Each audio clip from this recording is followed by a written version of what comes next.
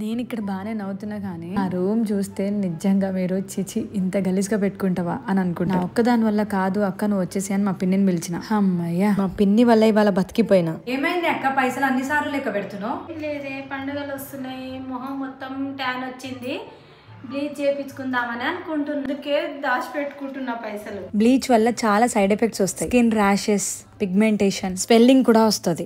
నా స్కిన్ చాలా ఫ్రెష్ గా కనిపిస్తుంది అంటే దాని వల్లనే.